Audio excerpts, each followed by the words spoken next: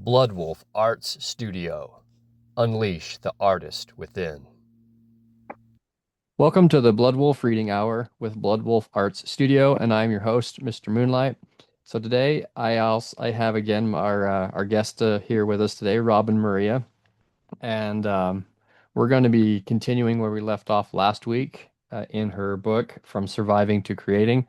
And so last week we went through the introductions. We went through a lot of the beginning sections, letter to reader, the prologue, starting to just kind of get into a bit of this book, what it's about, and the intentions, as well as the story of Robyn Maria and her background and the way that she's been able to transform this and chemicalize this into a inspiring format of abundance. So before we get started, did you have anything you wanted to add before we jumped in? No, very excited to be here. Awesome. Love having you. Okay, so got my copy right here, and we'll go ahead and get started. Okay. Chapter 1. Some of us weren't born into safety. We were born into survival. Somehow, we made it anyway. Born into chaos, raised by willpower. One of my first memories is of a mattress on the floor. No bed frame, no blankets, just a worn-out mattress in the corner of a cramped one-bedroom apartment, barely big enough for me and my mom. Beside it was a lamp with frayed wires poked out like sharp veins. I was 3 years old. It was morning. My mom was asleep or maybe passed out from another long night. I remember feeling alone, confused, and curious. I reached for the lamp, hoping to bring light into the room. As my tiny fingers touched the exposed wires, a jolt ripped through my body. In an instant, I was on the ground. I don't remember the full fall, only the pain, the panic, and the lights going out. I blacked out and was rushed to the hospital. To this day, I carry physical scars on my hands, burns from that morning that will never fully fade. Wow. Is it super noticeable on your hand still? Yeah, I mean, this hand is, I don't know if you can see it in the picture, but there are scars. Oh, I You can can kind see of that. see that one. And they wrap around my thumb and they're all over on my palm and on a few on my fingers. Oh. And all of that was from when you were 3. Mm-hmm. Wow. Yeah. Well, thank you for showing me that. Mm-hmm. And anybody who's watching. Uh, let's see. I guess real quickly, I'll just like that's kind of I feel like that's kind of a thing where it's just like something happens at a young age and it sticks with you. It's like that's kind of a thing like that. It's one of those things Mm-hmm. they stick with you as a reminder of something. Yeah, I mean, it's not really it's not really even more about the marks as it is that um just the well, as you continue to read, you'll see what I created in that moment, being a 3-year-old that didn't really understand what was going on. And so just leading into the fact that my mother was married at the time with a man that is the father of 2 of my brothers, and he was a severe alcoholic. And so, and he beat my mother. He beat her every day and put her in the hospital a few times. And so, Oh, as when something bad happens, it's got to be because of the bad people, right? I mean, a 3-year-old can only comprehend so much.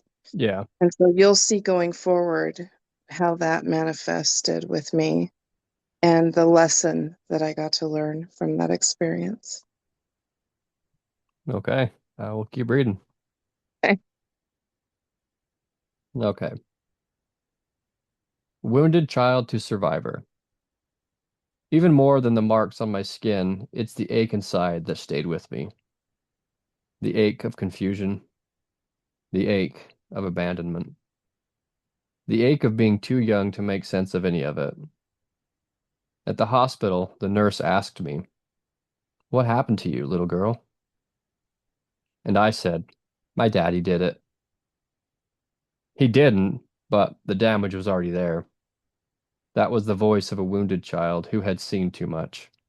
Too many beatings, too many broken promises, too many men who called themselves dad, but didn't act like one. As children, we know more than we're given credit for. Our bodies remember. Our nervous systems respond. Our subconscious speaks even when our mouths don't have the words. Whether it's fight, flight, or freeze, we learn how to survive before we ever learn how to thrive. At that moment in the hospital, those words I said weren't calculated. They were instinct. A release of the fear I didn't yet understand. A cry for help from somewhere deep inside of me. Somewhere that had been carrying too much for too long. My life was marked by chaos before I even knew how to spell the word. As the years passed, I found myself moving again with another new dad and another new place to call home. Only this time, home was a tent. We lived outdoors, moving from campground to campground. Every 2 weeks, we packed up what little we had and started over again. No electricity, no running water. We hauled buckets of water to bathe, cook, and survive. I learned how to make a fire before I knew how to spell my last name. It was survival, plain and simple. But in the wild, something unexpected happened. When the world went quiet after the arguments stopped, after the yelling faded into the trees, after the exhaustion of the day settled into silence, I started to feel something else. Presence, peace, a calming of some sort, like my body was at home in the forest. I didn't have words for it at the time, but I felt connected to something bigger. The stars above didn't judge me. The trees didn't hit me. The wind didn't scream. Nature became my first sanctuary, my first experience of peace, my first glimpse of God. Wow. I'm seeing what you was talking about here. You said there was it's this part here before where you talked about um saying your dad did it. Your dad didn't, but there was already stuff that was buried, and Hmm. subconsciously you knew there was like drawing attention to something there that was out of sorts, Hmm. and not necessarily knowing how to convey what was connected to what exactly, but that there was something amiss already. Yeah, and when a child watches traumatic events day in and day out, they only have their limited young experience to decide what to make of it, right? Right. We can only decipher so much. And so, um, what I know is that probably as a child, I knew that it wasn't okay to hit, right? Yeah. And so as I watched this man hit my mother, um, there was a subconscious part of me I'm imagining that was like somebody needs to pay attention to what's happening over here. Even if it wasn't that he did this, the bad man does all the bad things, right? Yeah. So the damage had been done. I had lied, but there was a part of me that was still crying for help, crying for someone to see what was happening. Yeah. It's I mean, and at only 3 years old, it's like there's already a lot. Hmm. Yeah. And then you have this transition here into the forest. It's like moving around, but already being able to already tapping in and connecting to something that's there. What I know is there are key moments, three specifically that I can think of, where my higher self kind of has pushed my human out of the way and said, "It's okay, I've got you." Hmm. This is a key pivotal moment in this experience of life, and so I'm going to take it from here. And as a child walking in the woods, there was a calmness for me there. And I had many, many experiences that I didn't share in this book about what those woods did for me. And I believe it was preparatory work for what was coming later in my life. Hmm. It's it's pinging me back to our conversation that we ended on the note we ended on last week of the Hmm. walk in the woods. And there's for you there's a deep connection with the woods. There's it's Hmm. almost like a transformative kind of catalyzing um part of your experiences. It's Yeah, almost like going into the woods and then coming out a whole different person. it's exactly what has happened on several occasions to me. So, Okay, we'll continue with the this last section before we get into the exercises at the end. okay. Becoming something more.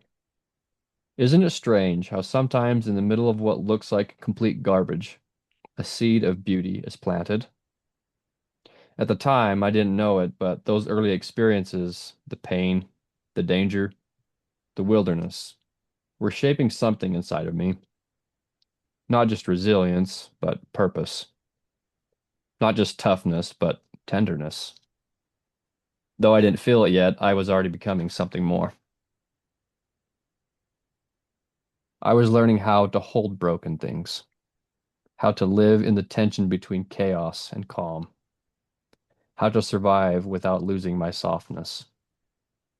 Every hardship was a thread being woven into a tapestry I couldn't yet see. The nights I cried alone under the stars, the moments I whispered to the wind, they weren't just passing time, they were forming me, preparing me to become a woman who could one day reach back into the fire and pull others out. I was a girl growing up in the dirt, but I was already rooted in something deeper. The girl who once slept in tents would become a woman who built safe places for others. I love that.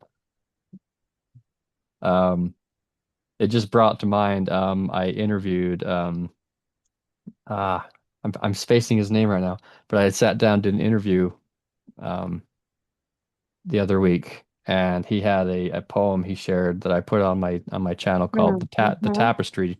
Do you Yeah, remember that? I do recognize that. Yeah. Yeah, I feel kind of bad I'm spacing his name right now. But it just made me think of that because um in these moments there's already a thread forming in the tapestry that's woven into where you've been able to take this, and it was a small piece that maybe at the time was kind of ungraspable for where you were, but Hmm. and I love this sentence here, this quote. I was learning how to hold broken things.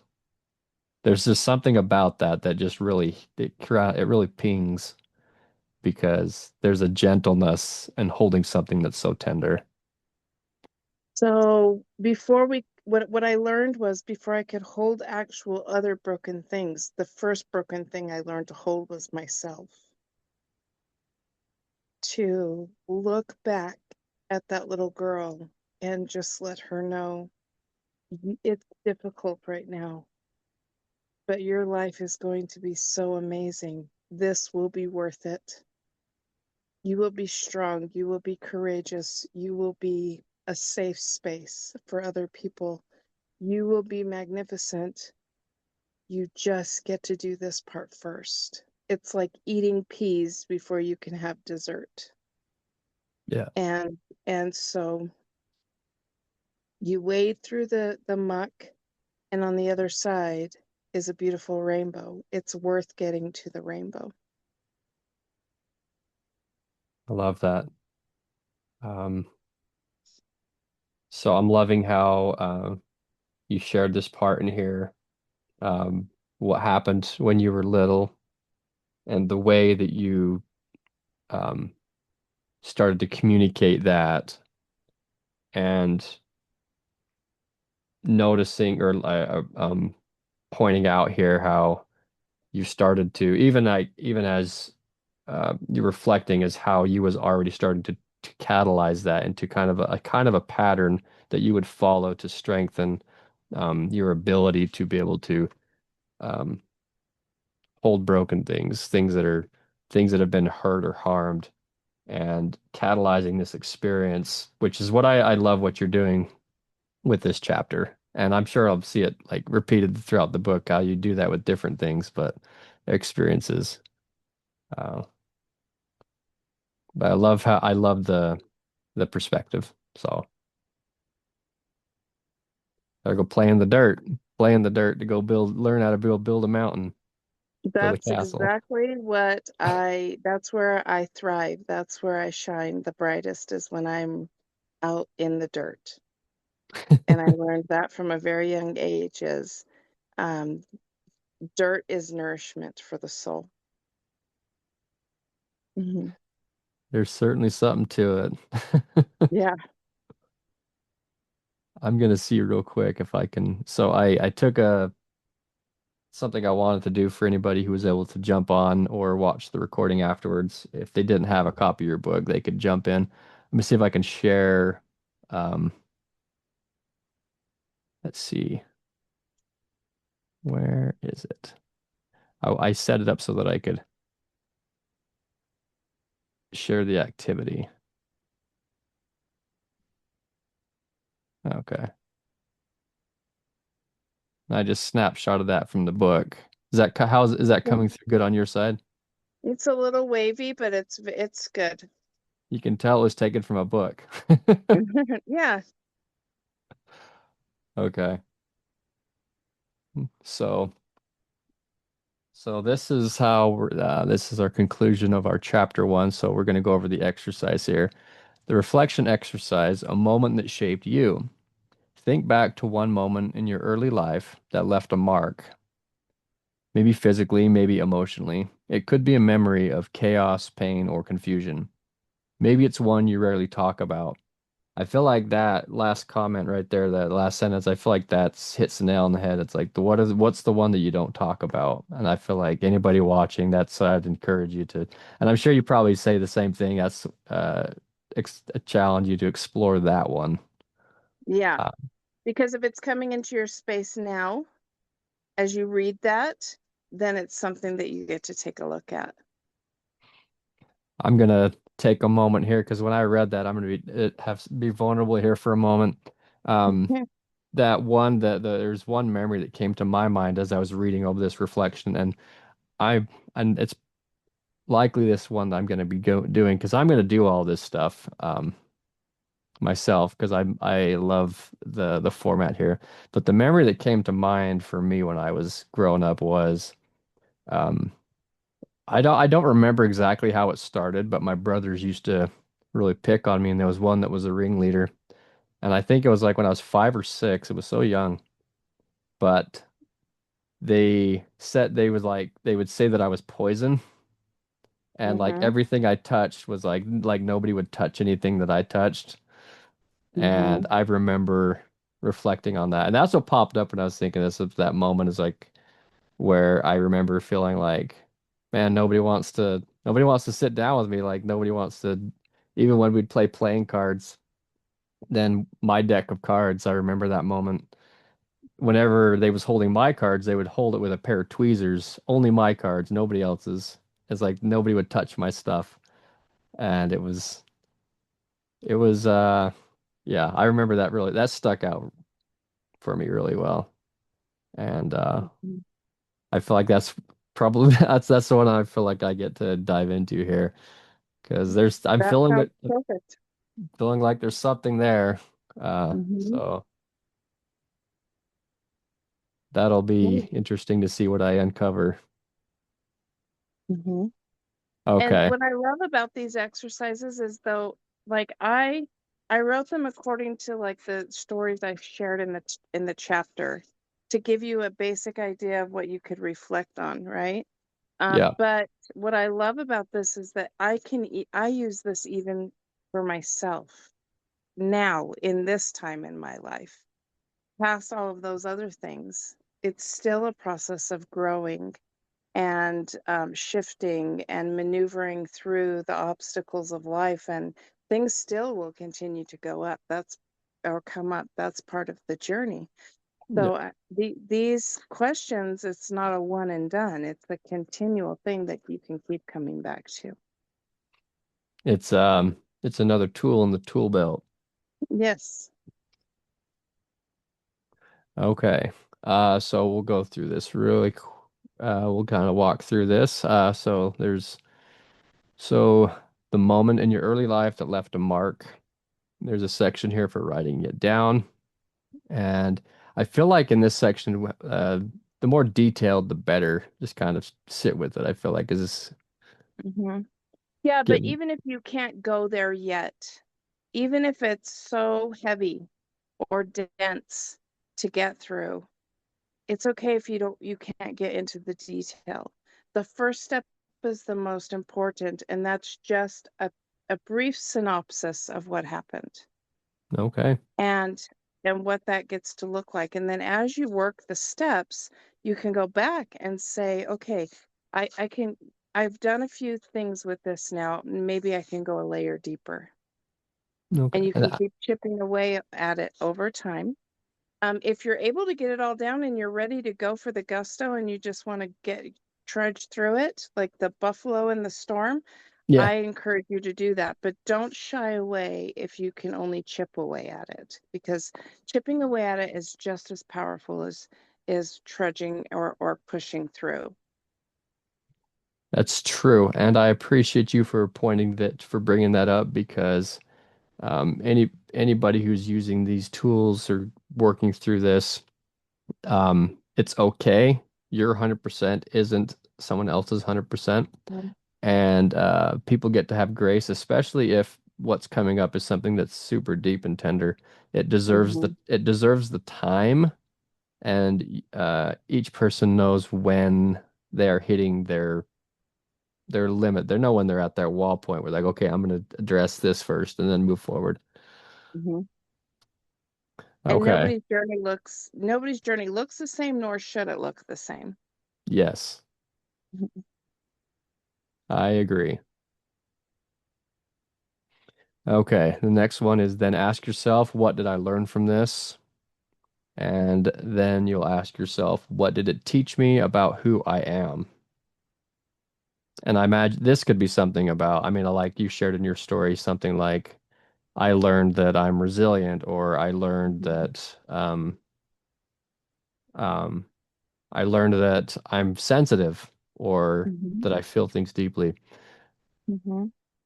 And then reflecting on what did it prepare me for? And I suppose that's with hindsight, or even today, like what um, do I feel like I actually am able to do today because this experience hit me how it did. Also, that last question, what did it prepare me for? Even if you say, what is it preparing me for? Because maybe you're going through it in the moment, right? Hmm. But the preparation part, what that does for the human ego and the heart space is it allows you to shift out of the minutia of what is happening right now or what has happened into possibilities. Ah, And okay. so, what are the possibilities here? I'm going through this super heavy thing and I can't see daylight through all of this darkness. That's okay. What could this possibly be preparing me for? And once you Mm. start to think about the possibilities, then you're no longer in the moment of the pain, at least temporarily. But it gives your ego mind something to satiate itself to say, okay, thank you for letting me see these things. And then your heart can jump in and take over and say, okay, the this is the preparatory work for this upcoming thing, pre-training, so to speak. Um, Let me focus on that now. And that's where your upward and forward trajectory comes in play. I like that. It takes it from kind of piecing it out a little bit and say, okay, and it's like even if you just got the small little piece of this pie kind of pulled out, you're like, Mhm. okay, I have this piece. What is this? What is the possibility I can use this to build towards? It's like looking towards a direction that we're taking it now, like a new Yeah. direction. Yeah. And that's where solutions come. The one step at a time. Hmm. Yeah. I feel like you summed up this end piece here a little bit. You don't have to make it beautiful. You don't have to have the quote unquote lesson figured out yet. Just be honest. Healing begins with truth, and truth is where your power lives. Yeah. Mm, Accountability in what is belongs to me is where my freedom is. That's where my power is. That's where my love for self can begin to grow, is in my accountability. Does it mean that everything that I've gone through in life um, so is easy to be accountable for, things that I have created? But there can be gratitude for lessons learned for sure. And a lot of people would say, well, how does a 3-year-old create being shocked by a lamp mm, when she didn't have supervision, right? mm. All she had Did was curiosity. right? And isn't that a beautiful thing? And I don't believe in accidents and I don't believe in coincidence. I believe in um, that I create everything in my space. And so as I look back, how does that apply to a 3-year-old little girl that grabbed wires that were coming off this lamp because I wanted to turn the light on?